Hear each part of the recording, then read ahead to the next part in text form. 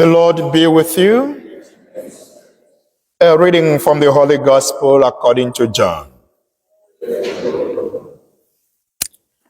At that time, Jesus lifted up his eyes to heaven and praying said, Holy Father, I do not ask for these only, but also for those who will believe in me through their word, that they may all be one, just as your Father are in me and I in you, that they also may be in us, so that the world may believe that you have sent me. The glory that you have given me, I have given to them, that they may be one even as we are one. I in them and you in me, that they may become perfectly one, so that the world may know that you sent me and love them even as you loved me. Father, I desire that you also, whom you have given me, may be with me where I am, to see my glory that you have given me, because you loved me before the foundation of the world.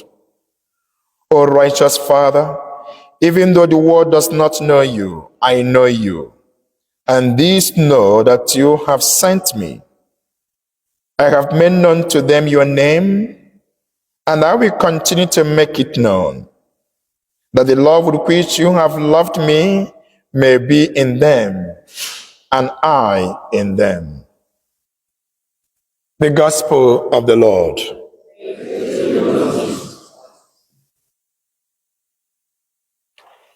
Jesus lifted up his eyes to heaven and praying said, Holy Father, may they be one, just as we are one, that they may become perfectly one. Whereas we had this morning from the Gospel of John chapter 17, 20 to 26. Jesus prayed for unity among his disciples, unity among us, his believers, unity in the church, that we be united. To be united means to be of one heart and of one mind, to work together irrespective of our different opinions and whatever differences we might have in life, that we hold together that one particular major purpose, working together towards it, and also be united in one faith. Jesus knew that the mission he was entrusting to his disciples, and by extension to all of us, was indeed a divine mission, but also fragile. That such mission could also be ruined if human elements prevail, or if people allow, or if my disciples allow their differences to take upper command or to overshadow their sense of togetherness. So he prayed to his Father that these people that I'm leaving behind or leaving and trusting this mission to, that they understand what it means to be together, to be of one heart and of one mind. One of such factors that could also destroy unity in the church, unity at home, unity even at places of work, could be ambition.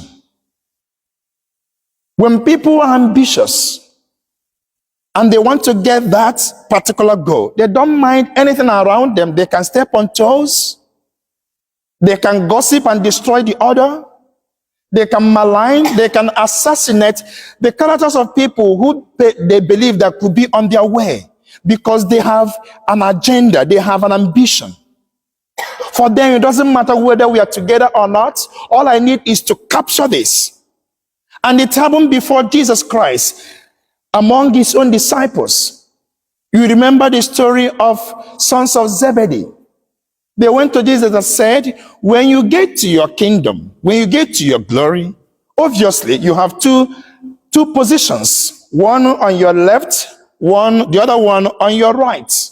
So we have come to make a request, and that request is simple, that when you get to your heaven, please allow us, two of us, to sit one on your left and the other on your right. You can imagine this kind of ambition. There were 12 apostles. They never considered Peter, who was the head. Where will Peter sit if the two brothers occupy left and right? And that was why when they made that request, Jesus said, no, I'm not granting it. And when other disciples heard that they made such requests, they started arguing among themselves. It nearly tore them apart. So when people are ambitious, it's good to have an ambition, but overly ambitious, especially when you want to get it at all costs, the unity is usually threatened. So the first thing that threatens the unity of the church, the unity of any society, the unity of our own community is when people are overly ambitious and they don't care for anything at all. Anything can be sacrificed to get to what they want. If I am ambitious today, for example, if I'm ambitious to become the bishop of Northampton, I tell you, you don't need someone to tell you. Because all I will be doing will be to satisfy those on the head. I don't care how you feel about it. I may not always be there. I'll be driving up to Northampton because I want the bishop to see my face all the time.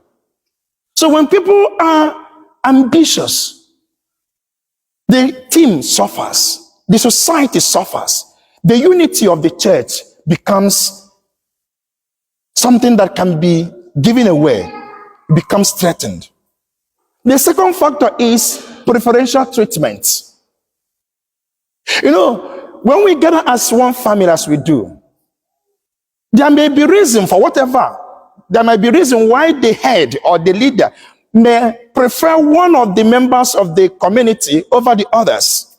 Maybe because the person is the friend or out of competence or whatever reason. But when you rub it on others, the members of the community, you are destroying the unity of that team or the unity of that community.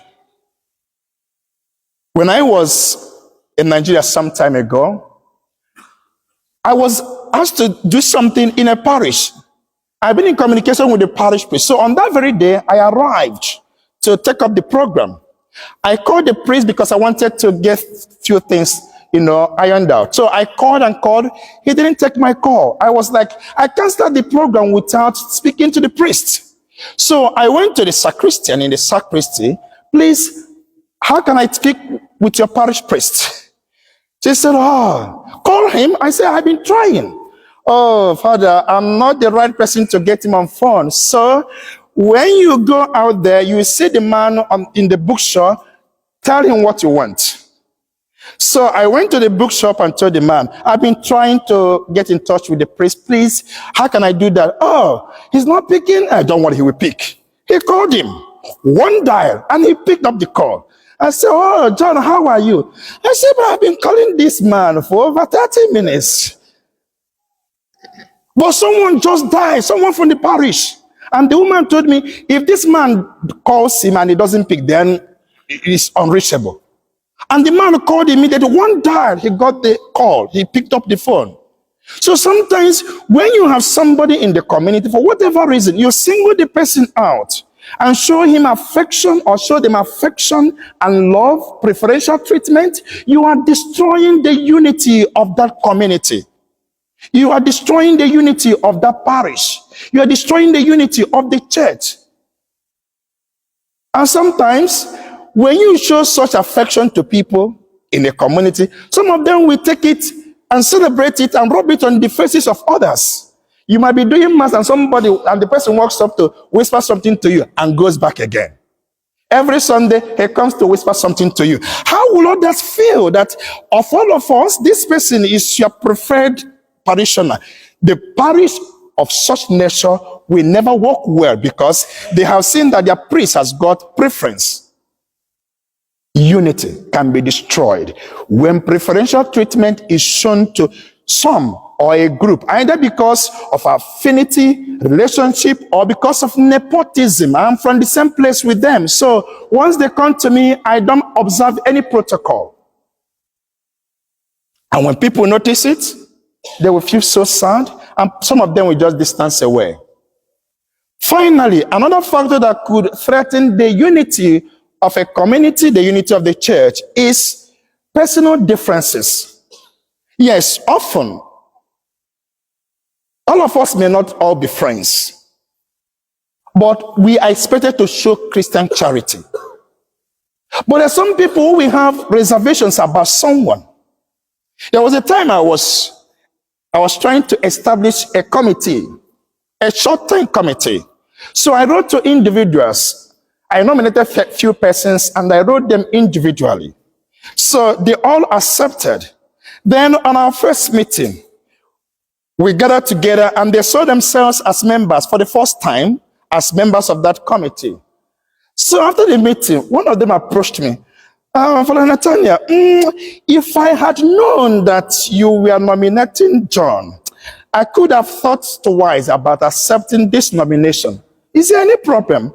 No, it's not that I don't like him. I like him, but he talks a lot. I said, okay, that is your bias, that is your opinion, that is your reservation. Please keep it to yourself. If you allow it to show in this little committee, it is going to destroy our working together. Please do me a favor, whatever reservation you have about John, keep it to yourself. We have got individual differences. Either because you have looked at me, you don't like how I laugh, it could be a problem. Or you have looked at the other guy because he talks so much.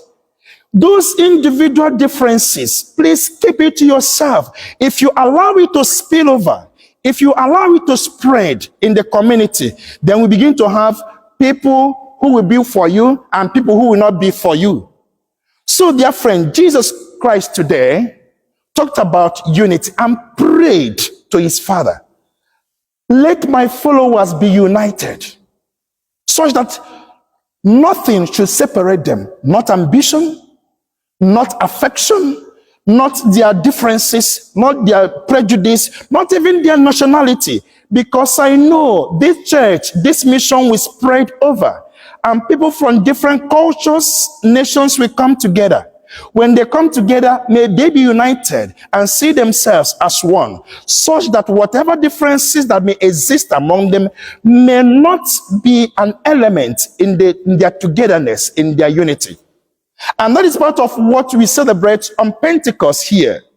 That we have come from different tongues, different nations, different cultures.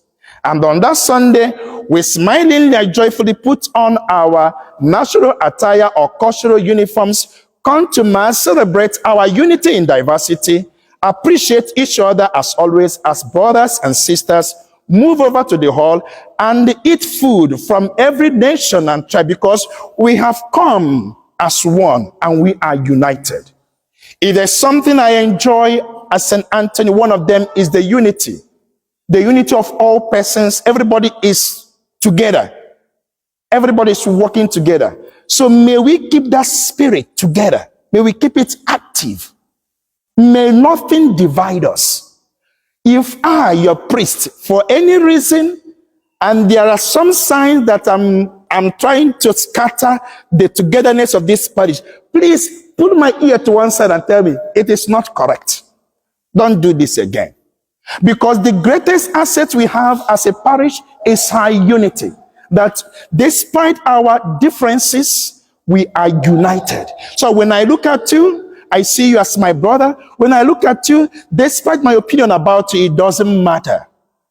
So dear friends, Jesus prays for unity. And today we are also praying that the unity we have, the unity we enjoy here, the togetherness we have as brothers and sisters may endure.